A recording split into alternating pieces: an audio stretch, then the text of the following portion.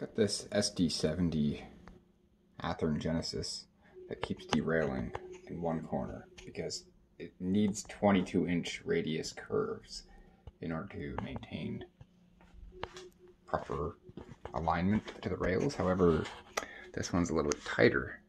So it makes it around all the other curves that are all approximately 18-inch curves, but it keeps derailing in this spot right here. So I've taken my block and I've run it along the rail here, and I can feel a tiny dip on the outside.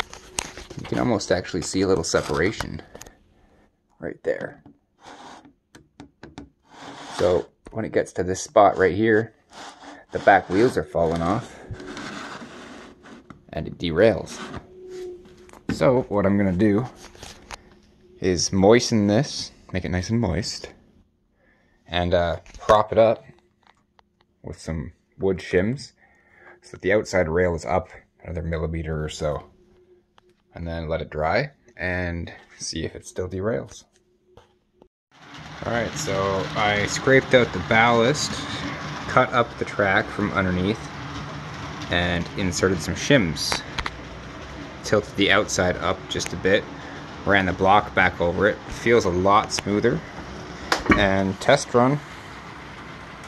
She looks like she makes it around no problem now. No more derailing. Smooth. Nice. So now I'm just gonna put some silicone underneath that, secure it back down, reballast it. Good to go.